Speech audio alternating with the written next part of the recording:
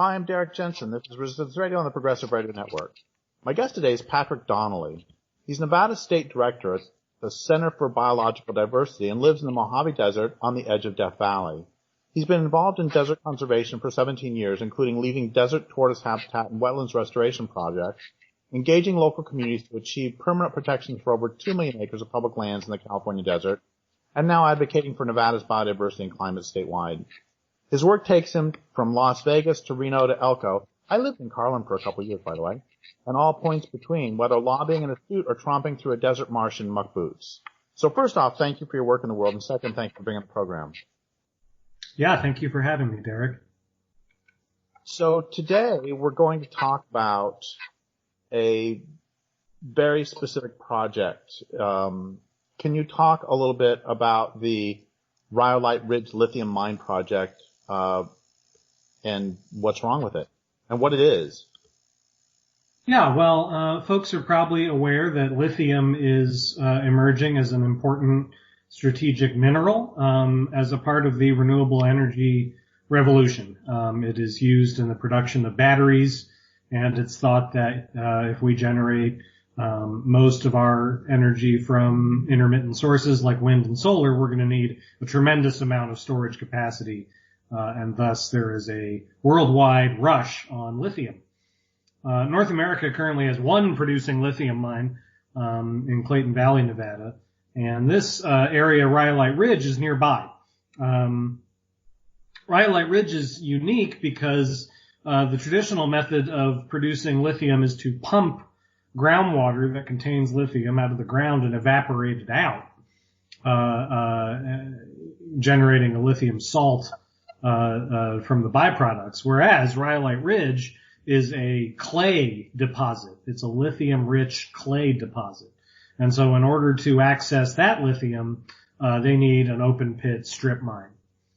So Rhyolite Ridge is in the Silver Peak range of western Nevada, not far from the California border, about halfway between Las Vegas and Reno, 4 hours in either direction to get there. It's extremely remote.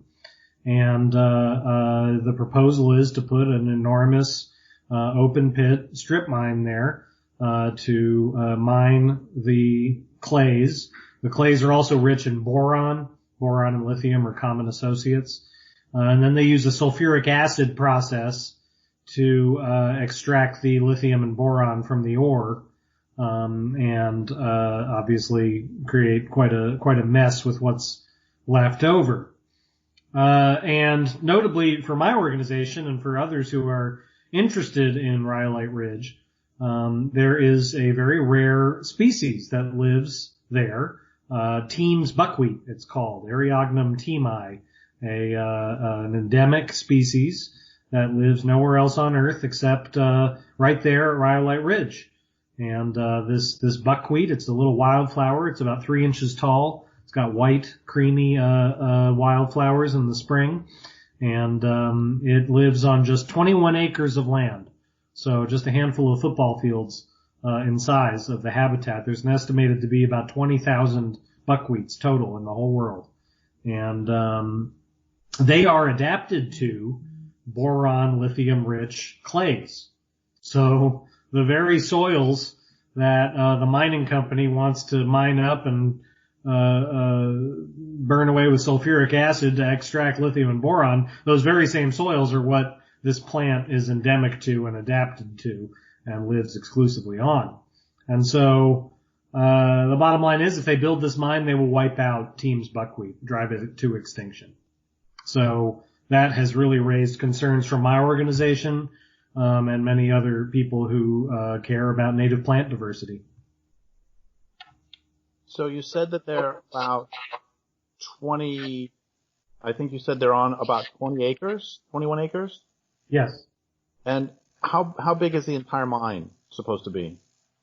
It would be several thousand acres. We are in the preliminary phases still, so there's not a plan of operations for the actual mine itself. We are still an exploration phase out there. So we know it'll be several thousand acres. We just don't know which several thousand acres. But as I said, the entire global population of Team's buckwheat lies within the ore body that they've located. So no matter what the exact configuration is, it will include those 21 acres in the mine's footprint. And I mean, those who know my work know that any species is important and vital in its own and deserves to live for itself. And having said that, can you talk a little bit more in addition about the entire natural community there? I don't have a picture of it yet. I lived in Nevada, like I said, in Carlin, and so I know some parts of Nevada, but is this sort of a rabbit brush scrub area? Is it more like the Joshua Tree area? Is it a little oasis? I can't picture the area. Can you tell me more about the larger area and the larger natural community? Yeah, so the Silver Peak Range in western Nevada is the southern edge of the Great Basin Desert. And so there's a kind of a line about a third of the way up from southern Nevada where the Great Basin and Mojave Deserts meet. And you get a pretty interesting ecotone there. So for instance, the valley, the southern end of the Silver Peak Range would have some Joshua trees in it at the very northern extent of their range, whereas further north in the Rhyolite Ridge area, you're getting into sagebrush. So you're in more characteristic Great Basin vegetation. It's also characterized by being hyper arid. So I mean, the whole desert's arid, but this area is especially arid because immediately to the west is the White Mountains in California, which is a 14,000 foot mountain range. And then immediately west of that is the Sierra Nevada. And so the rain shadow is extremely pronounced. The Silver Peak Range gets, 6 inches of rain a year or some precipitation a year. So hyper arid, low scrub. There's some sagebrush. There's some shad scale. There's some rabbit brush, but it's pretty, sparse vegetative community there in the Silver Peak Range. And, that's why a plant like Team's buckwheat was able to carve out a little niche in the environment there because, as Ed Abbey liked to say, there's room there for life to breathe because things are pretty sparse vegetatively. There's certainly a rich ecology there. I encountered a herd of 25 bighorn sheep at Rhyolite Ridge a couple months ago. There's mule deer there because there's pinyon and juniper up higher on the mountain range, so we'll get some mule deer coming through that area. Certainly your typical desert assortment of badgers and lizards and rattlesnakes and small mammals. And, small mammals are important in the Team's buckwheat story. Buckwheats are prolific seed producers. And so they produce just hundreds of thousands of seeds per plant. And that provides ample food for the small mammal populations that live around there. So, and furthermore, while the buckwheat lives on 21 acres, it provides an important role on those 21 acres. And we don't necessarily know what role those 21 acres play in the broader ecology of the whole Silver Peak Range. There's just a fundamental principle of biodiversity is that everything's connected. And, so Team's buckwheat likely plays a role that we can't even fathom in the ecology of that part of the desert. And, thus, whether it's just 21 acres, whether it's just some little seeds that are produced to feed some small mammals, Team's buckwheat plays an important role in the ecology of the area that we can't even really necessarily begin to understand or characterize.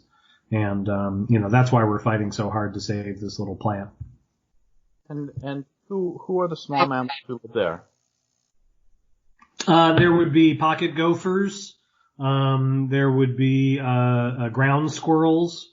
We might have kangaroo rats, although it's a little cold there for kangaroo rats. So yeah, pocket gophers and also wood rats. Definitely wood rats there too.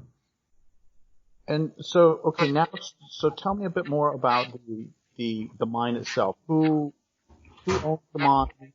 Who is pushing it primarily? Yeah, so, the mine is, proposed by a company based in Australia called Ioneer. Ioneer is a, pretty speculative endeavor. They're traded on an Australian stock exchange at 11 cents per share. It's largely the brainchild of just a couple of investors. This guy named Bernard Rowe is the guiding light of Ioneer.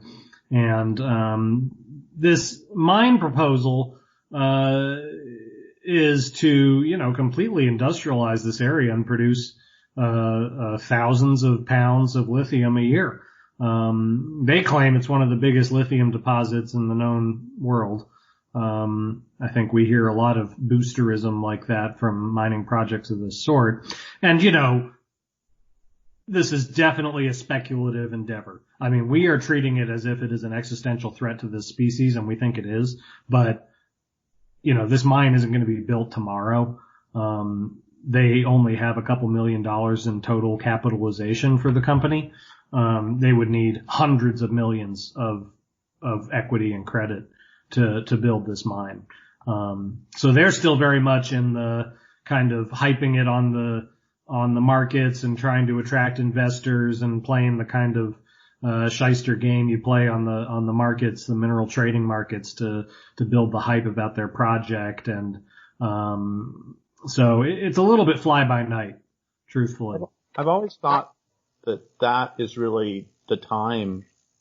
I mean, if you have the energy to do it, that's really the time to try to stop these projects anyway. Early on, rather than later after they've sunk in, after they're already heavily capitalized. It seems to me it's much harder.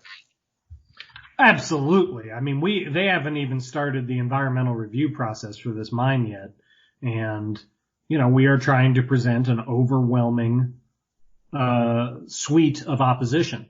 So we are, and we can talk about this in a bit, engaging on numerous different administrative fronts to try to stop this mine. And hopefully, we send such a clear message that you're not going to get this built easily that it falls apart. Because, so much of the time for these mining companies that are kind of as much speculative instruments as they are actual mineral production outfits, the big thing is generating revenue per share for shareholders. And so that means quick and expedient production. That means quick and expedient moving to profits and profitability. And so if they think, we're going to have a multi-year fight on our hands and litigation and, all these environmentalists being a pain in our ass, they may just choose to move on sooner rather than later because the prospects of quick and easy money start to fade. So that's why, we have pushed as hard as possible on this thing from the minute we started engaging to try to convey just how serious we think this is. Sometimes with a mine, you're playing a game where you're trying to limit the impacts. You're trying to say, maybe we can get some better mitigation out of this or whatever. But on this instance, you can't build this mine. If you build the mine, you wipe out the plant. And so there's no wiggle room. There's no compromise. So I'm going to say something, and you can either go with it or not. It doesn't matter. Whatever you want to do is great. That, it has always struck me, even when I was young and not particularly politicized, it always struck me as just an extraordinarily bad idea that someone in Australia can harm land across the planet, just like somebody in Nevada should not be able to harm land in Australia. It's extraordinary to me. When I lived in Carlin, a lot of the mines that were destroying a lot of the nearby area were owned by Canadians. It's always struck me. Well, I'm going to tell one more story real quick, which is when I taught at Eastern Washington University, I had one student who was very right wing, and he used to own a timber mill, and he and I would be at sort of loggerheads over, and we disagreed completely on logging. And one thing we could agree on, though, is nobody should be allowed to clear cut further than, a half mile from their house. And, it's really blithe that all these people will destroy places where they don't live. That's all. I just wanted to throw that in there, and you can respond to it or not. Yeah, I guess I'm not that concerned about who's doing the environmental destruction. Right now, the vast majority of the world's lithium comes from Bolivia and Argentina and Chile. And we are depleting aquifers in Bolivia right now so that we can be using our cell phones. And that's in some cases American companies traipsing down to Chile and using them like a resource extraction colony. So, I mean, I agree that the global trade systems produce environmental degradation, but I'm not as concerned what the country of origin of the resource pillagers is. Well, that's a good point. That's a fabulous point. So is this land, let's talk a little bit more about the land. Is this BLM land? Is this, who actually owns this land? Yeah, this is Bureau of Land Management managed public lands. There's no special protective designation for the habitat there. They have declared Teams buckwheat to be a BLM sensitive species, but anyone who's ever engaged administratively on BLM environmental review processes knows that the BLM sensitive species designation is next to meaningless. And so that's why we petitioned to protect this plant under the Endangered Species Act, because this situation is tailor-made for the ESA, the Endangered Species Act. I mean, this situation is why the ESA exists, is to protect a species facing annihilation like this. So we submitted a petition to the U.S. Fish and Wildlife Service to protect Teams buckwheat last October. And in my experience, those processes take forever. How is that going? Yeah, it's going to take forever. We don't even have a 90-day finding yet, which is supposed to come 90 days after the petition is submitted. So that would have been 3.5 months ago, when we got to that 90 days. So yeah, things are delayed. You know, we're going to be ready with our attorneys, in October of 2020 to start litigating the second we're eligible. You have to wait a year, after filing a petition before litigating. So we'll be immediately ready to pounce on that. You know, recognizing that Fish and Wildlife Service takes forever to do their business and frequently does the wrong thing anyway. We decided to engage the state of Nevada and their rare plant protection process. For some reason, no one seems to know why, the state of Nevada has a very robust native plant protection law. And no one had ever petitioned the state to protect a plant before. But I actually just was thumbing through the Nevada revised statutes and found a provision that allowed for petitions for native flora.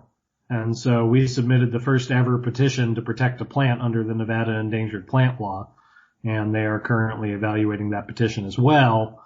Now, obviously, it's been a little while, but I think coronavirus pretty much threw a monkey wrench into some of those processes. But we have two parallel protection processes going, just trying to hit this from as many angles as possible and to hit that expeditiousness. Because, yeah, Fish and Wildlife Service could take 10 years to protect the species, by which point it's obviously too late. So we're hoping the state moves more expeditiously. And in either case, you know, we have our attorneys at the ready to begin intervening as soon as it becomes clear that administrative agencies are dragging their feet on protecting this plant. Well, I'm sorry if this is a really ignorant question, but how does that work with state protection on federal land? You know, that's always an open question. With wildlife, the old management saying is that the feds own the habitat and the state owns the wildlife. That's obviously a gross oversimplification, but that's kind of the inherited management regime, if not the specific legal management regime. And so,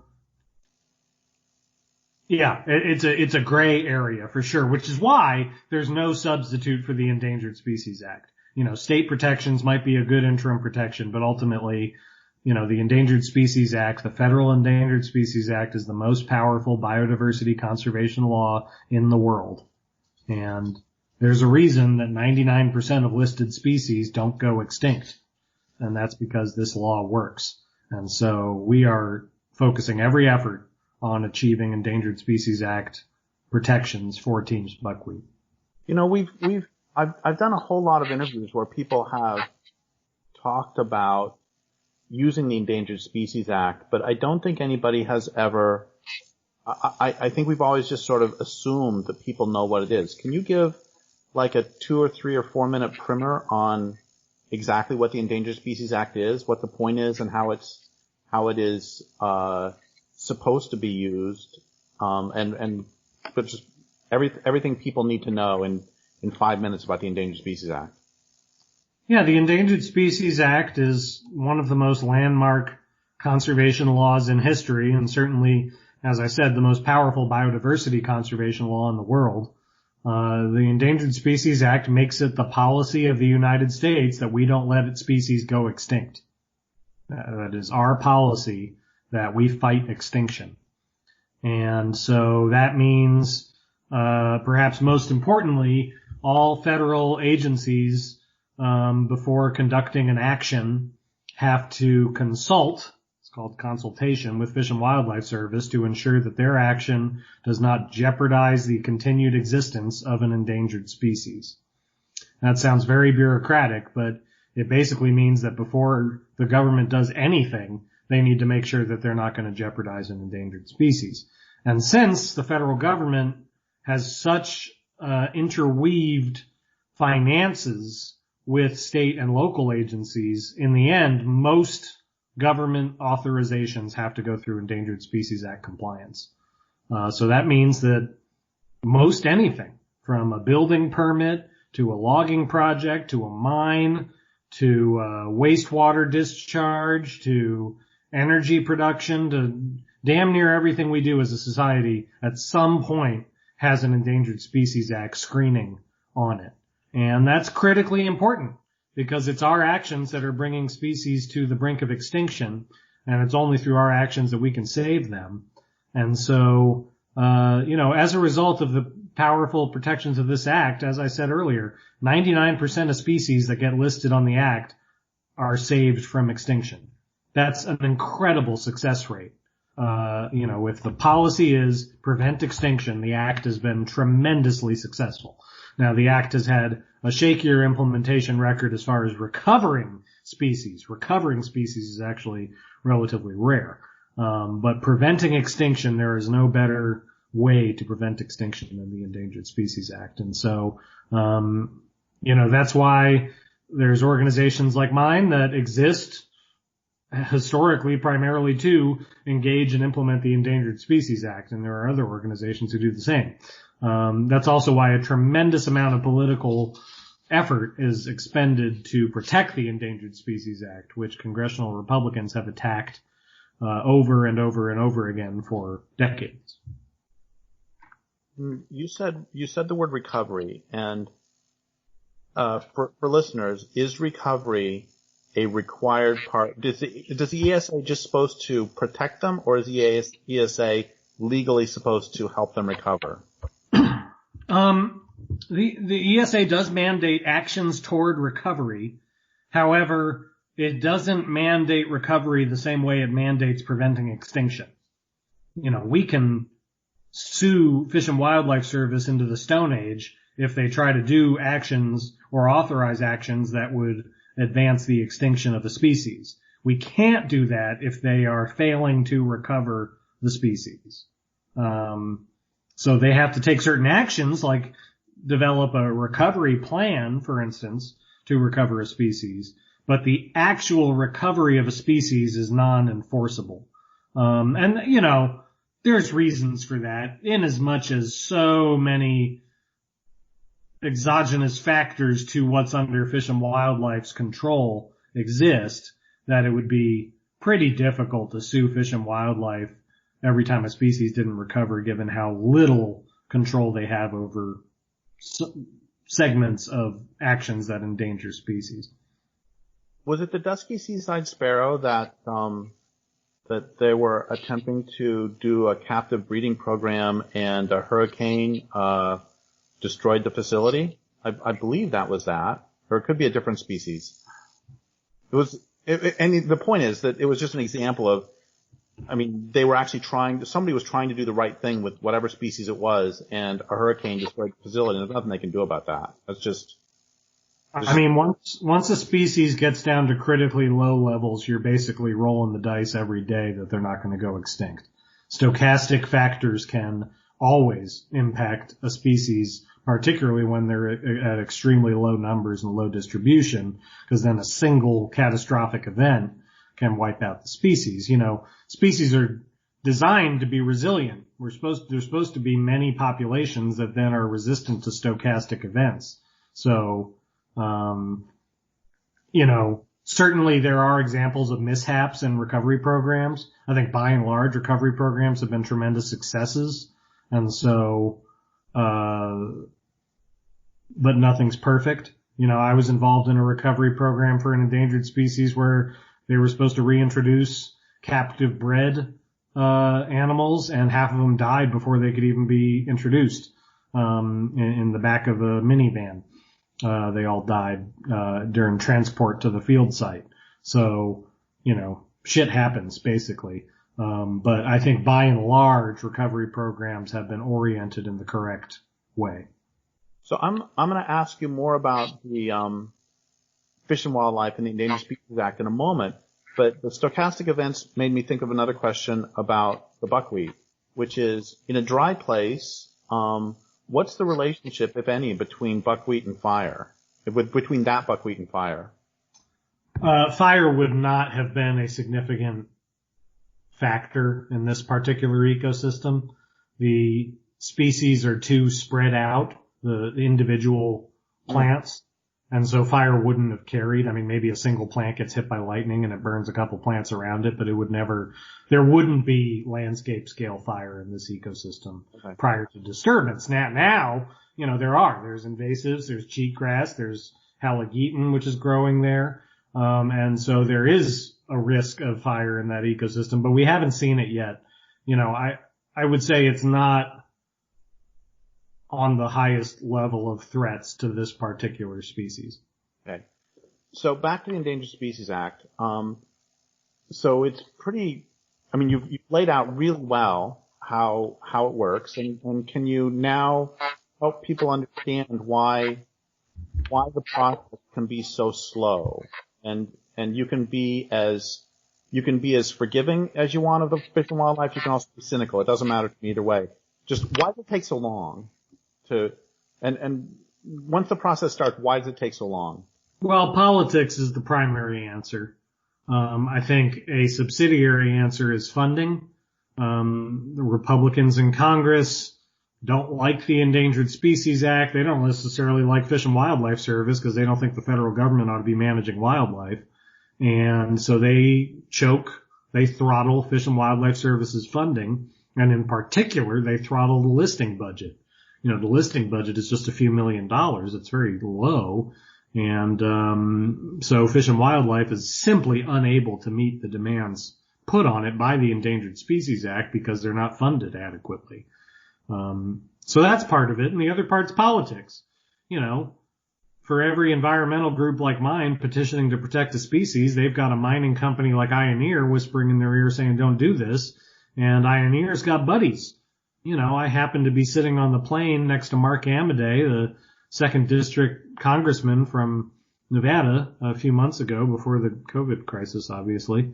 And, you know, Amadei had been out there. He'd seen teams buckwheat. I mean, our sitting congressman from the 2nd District is intimately involved in this issue and is going out there to see the buckwheat. And he's a hardcore mining Republican. He was actually the president of the Nevada Mining Association before going to Congress.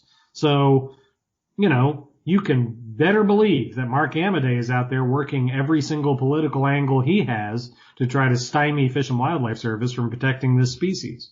And that's just one example. I mean, there's a whole political industrial complex supporting the mining industry in the state of Nevada, which is functionally a banana republic for the mining industry.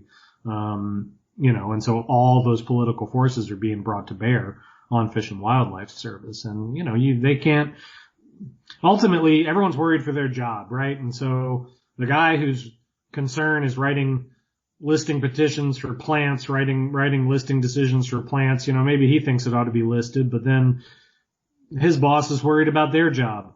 and their boss is worried about their job, and then you move up the chain and they're ultimately reporting to Aurelia Skipwith, who's the director of Fish and Wildlife Service and a former Monsanto lobbyist. And so, and she reports to David Bernhardt, the oil lobbyist, who reports to Trump, who's practically Satan. And so, ultimately on down the line, everyone thinks if I step out of line, if I piss off my superiors, I might lose my job, and I got a mortgage and, I can't lose my job. And so ultimately you get very politicized decisions coming out of Fish and Wildlife Service. Okay, so and thank you for all that. And, I've worked with a lot of, issues around listing, and a lot of times they have arguments like, oh, there are other threats that are more severe, or there are other parts of their habitat. What argument can they make in this case, since this is like you said, this is like the poster child for the ESA. So what arguments can the other side make that are not just naked force? Yeah, Ioneer has engaged in a concerted effort to greenwash their mine. They have hired the University of Nevada, Reno to do a captive breeding program for Teams buckwheat, where they're growing them from seed in a greenhouse. And then the idea is they're going to go transplant these seedlings elsewhere in places not currently occupied by Teams buckwheat to try to establish other populations so they can destroy the native populations. This is completely ludicrous on its face and has never been successfully done, and most botanists think it's totally irresponsible. And B, it's a convenient piece of greenwashing. They had a press release that came out a couple weeks ago, and it turned into an AP story that ran in 200 newspapers across the country about Australian mining company awards contract to University of Nevada to study rare wildflower. That was the story, as if, they're just benevolent and really fanatic about wildflowers and handing out hundreds of thousands of dollars to study wildflowers for no good reason. No, they're threatening to drive a wildflower to extinction, and so they're basically bribing some scientists to come up with some convoluted, contrived way to, and this is a separate issue, but ultimately, if you're destroying a native species habitat and creating new habitat somewhere else, you are reducing that species to a set of genetic code. To us, a species is entirely intertwined with the habitat it lives in. They are one and the same. A species is a product of its habitat. It shapes its habitat, and it is a product of its habitat. And so if you wipe out a species' native habitat and then establish it somewhere else and say, oh, we're good here, we've saved the species, you're essentially saying that a species is nothing more than some DNA that you can toss around as if the place it's actually located is meaningless. And, we feel like this is an extremely dangerous route to go down. And if this was the result, it would be a horribly problematic precedent to set, because, that's not how ecology works. That species is meant to be in a certain place for a reason. And, I think we look at the Endangered Species Act, and, I think that idea that you can just establish it somewhere else and then you don't need to protect the native habitat is clearly refuted by the ESA. Section 2B of the Endangered Species Act establishes the purpose of the act, and it says, the purpose of this act are to provide a means whereby the ecosystems upon which endangered species depend may be conserved. So that doesn't say to provide a means whereby the genetic material of endangered species may be conserved. It says the ecosystems upon which endangered species depend may be conserved. And so the ESA, in the text of the act, very specifically says the habitat is the species. Protecting the habitat is protecting the species. And thus, I think would never, if Fish and Wildlife Service tries denying listing because they've established new populations elsewhere, we would fight that to the hilt. And I think would very easily win that because it just so clearly violates the word and intent of the Endangered Species Act. So I think that what you just said is one of the most important things that anybody has ever said on any of the interviews I've done. The whole about a species is not simply DNA. And I know you said it very clearly, but it's so important. Can you say that again? I just want people to really hear it, and I want them to get it. Yeah, the analogy I like to use is, and I'm actually not a drinker, but the terroir of wine. It's a term that refers to how wine takes on characteristics of the landscape it comes from, whether that's, the flavors, whether that's whatever properties of wine, and it's intrinsically derived from the ecosystems, the weather patterns, etc., where that wine comes from. And so I like to think of species as the terroir of the lands that they reside on, the terroir of their habitat, where a habitat is a collection of abiotic factors like climate, like weather, like soil type, like landform and topography, and then it's also a collection of biotic factors like the plant community, the animal community, the fungal community, the bacterial and microbiome that provides the foundation of an ecosystem. And so all those elements combine to create what a species is. We only even can conceive of a species as relational to its habitat. And so the idea that you could just pluck a set of genetic material that we call a species out of its native habitat, stick it somewhere else, and say you've saved the species it's totally wrong. It would be like if we took you and put you on Mars and destroyed the Earth and said, he'll be fine. No, that's not the case. You can't just transplant people on Mars, and we may never be able to put people on Mars because it's not Earth where we came from. And so I think a species is so indelibly tied to its habitat that they are really one and the same thing.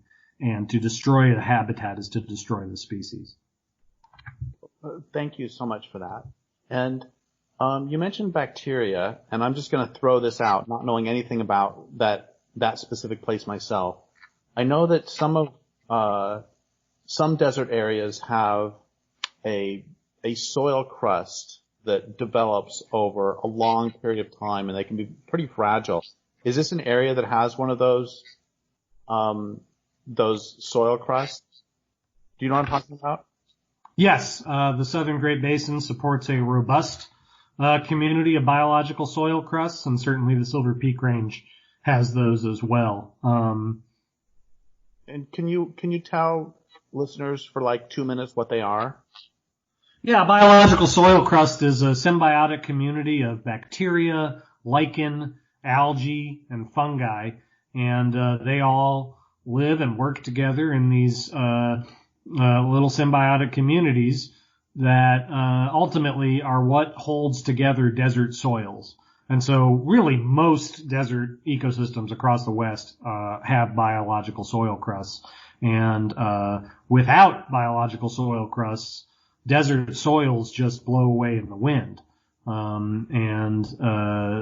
These biological soil crusts provide microtopography to hold water and moisture such that plants frequently have their seeds germinate within the topography of a biological soil crust. So they provide really a important locus for the ecosystem to develop.